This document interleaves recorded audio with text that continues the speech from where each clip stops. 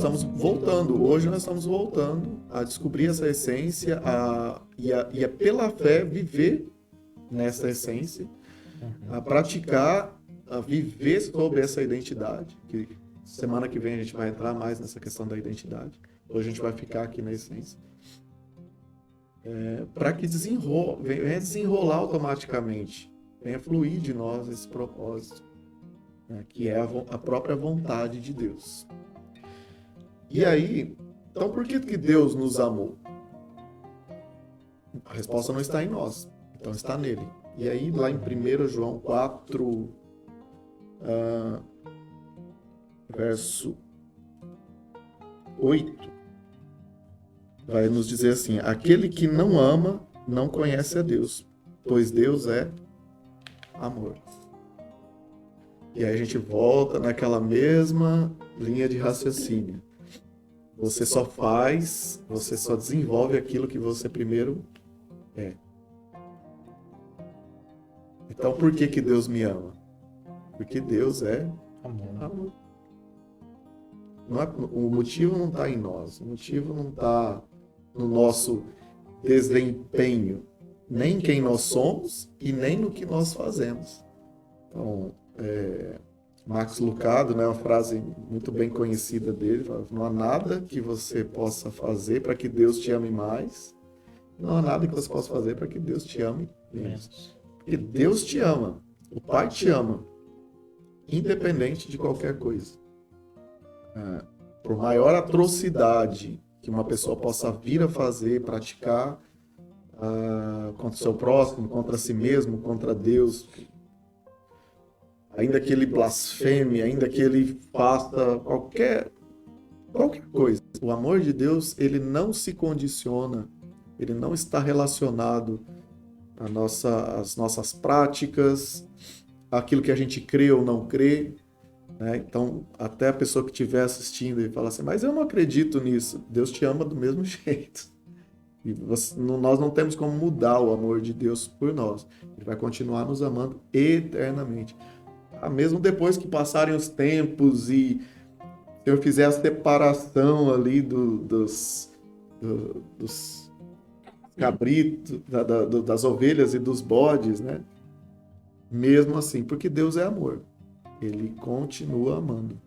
É que para as pessoas, né, para o ser humano entender isso é difícil, justamente porque aquilo que o pastor vem falando, né?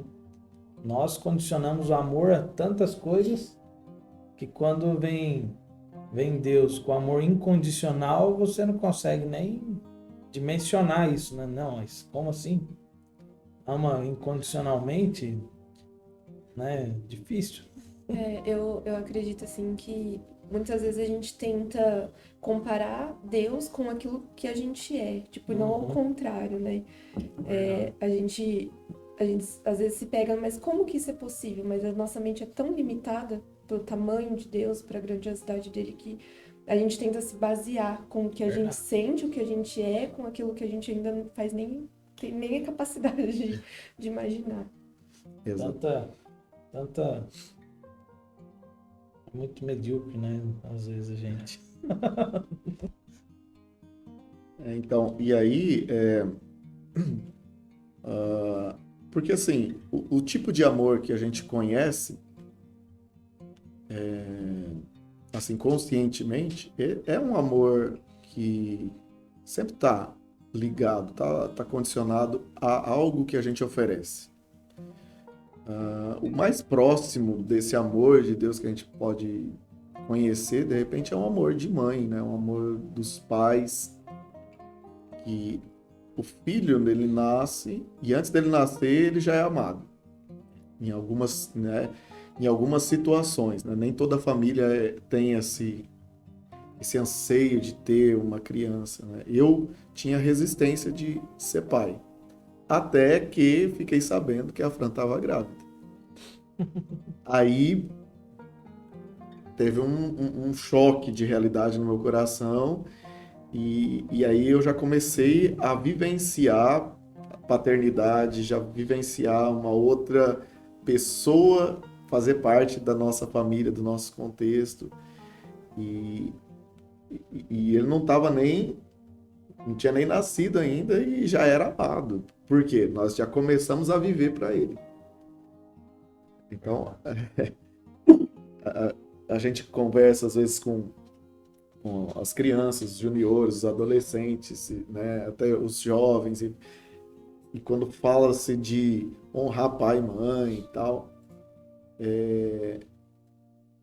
a gente não percebe que eles não têm muita essa noção, né, vão precisar crescer, vão precisar entrar nessa questão de paternidade, ou nessa questão, pelo menos na idade mais adulta, para começar a ver como é trabalhoso, né, ter, né, um filho, né? Só que não é trabalhoso no sentido de um sacrifício que te gera enfado. Não, porque você ama aquele serzinho, você nem se deu conta, mas você parou a sua vida. Então, o solteiro, ele tinha uma vida para ele, depois ele aprende a amar alguém para conviver junto, e aí já divide todo aquele tempo, aquele recurso, tudo que ele tinha com outra pessoa. Aí vem o filho, aí o casal para a vida deles, estavam curtindo um ao outro, progredindo na vida, conquistando coisas, estavam né, viajando, enfim, fazendo as coisas de casal, tá? Descobrindo essas coisas de casal e, nossa, vida de casado, né? Quando eles começam a desfrutar disso, de repente aparece o quê? Certo. Um ser que nem nasceu ainda. Uma outra pessoa que nem nasceu ainda. E aí eles começam a viver, a canalizar toda a sua energia, né, fruto do seu trabalho, e com alegria. Eles estão se desfazendo, né, dos seus recursos, aquilo que eles... Aí já não vai mais comer tanto fora, já não tem mais tanto, né? Porque tudo é canalizado, é fralda, é berço, e eles estão felizes por se desapegar, por liberar. Então, o mais próximo que a gente vai conhecer desse amor desinteressado é esse período. Só que a criança, ela está inconsciente nesse tempo. Mesmo quando ela nasce, ela está recebendo tudo isso ali e para ela é natural receber tudo isso. Depois, quando ela cresce, ela não tem tantas memórias, ela sabe que isso aconteceu pelas fotos, filmagens que hoje a gente tem.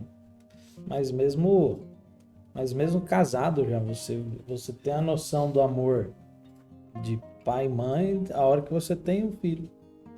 Porque exatamente. Aí você começa a compreender, fala, poxa, é assim que meu pai e minha mãe amavam, né?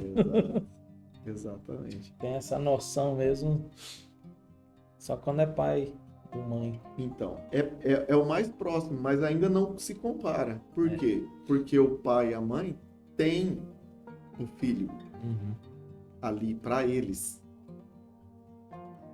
E Deus, ele nos ama mesmo não nos tendo para ele. Então, isso é totalmente incondicional mesmo. Mesmo que a pessoa escolha ser totalmente avesso ao que Deus é, o seu pai vá longe e não queira nada com ele. E venha partir dessa terra sem querer nada com ele. Deus continua amando. O texto na palavra de Deus em Romanos diz: quem nos separará do amor de Deus? Não tem ninguém, nem nada, nenhuma condição, nenhuma circunstância. E ali o apóstolo Paulo, ele dá uma lista enorme que você fica assim, poxa, nem a morte e nem a vida. Quer dizer, a pessoa morreu sem Deus, Deus ainda a ama, porque Deus é amor. E Deus não pode ir contra a sua própria natureza. Entenda esse pode, né? Deus pode todas as coisas. Mas ele se coloca nessa condição de estar restrito, se é que o amor é restrito, à sua natureza, à sua condição. Ele não muda porque nós mudamos com ele. Ele não tem variação nele. A sua posição é sempre de amor. O seu proceder vai ser sempre baseado no amor. Agora, não é o amor que nós entendemos. E aí é onde e a gente muitas vezes entra em conflito. Tá?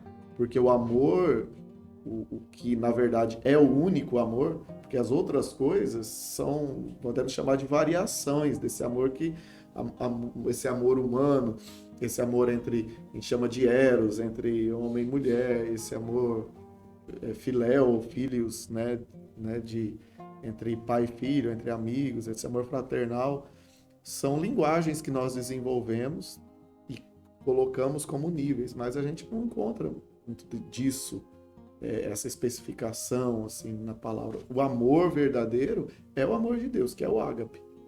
É que eu acredito assim, enquanto você não é pai, não é mãe, você imagina até o que é o amor de um pai e de uma mãe, né? Você consegue imaginar, mas você sabe de fato quando você é pai, né, ou mãe. Uhum. Então, assim, por mais que você tente imaginar o que é o amor de Deus para nós, de fato nós nunca vamos saber, né? Acho que nunca vamos conseguir entender enquanto estivermos aqui, pelo menos. Olha, na sua plenitude, creio que não. Mas a gente vai falar um pouquinho disso. Porque o amor não é ele é algo muito bem definido, né? E o apóstolo Paulo vai definir ali, vai nos dar parâmetros do que é o amor de Deus. Mas, de fato, o amor transcende, né? Se Deus não cabe dentro da nossa racionalidade e Deus é amor, então é isso aí. Né? O amor não é só para ser compreendido, mas não significa que nós não podemos racionalizar em partes, né? Saber discernir o que é e o que não é, pelo menos. Saber a grandeza, a extensão do amor, de fato, não compete a nós. Uhum. Mas não é porque nós não entendemos 100% de algo que nós não vamos caminhar em direção a esse algo, sabendo que esta é a própria essência de Deus. Poxa, se Deus me ama porque Ele é amor, então eu preciso conhecer mais esse amor. Né? E aí a gente mergulha num outro ambiente, de não, de repente, entender nas suas minúcias, mas conhecer. Pô, você entende 100% do seu marido? Você entende sua esposa? Não, mas você conhece. Acesse o meu canal no YouTube, ative o sininho e se inscreva para que você esteja por dentro de tudo que a gente for tratar desse assunto.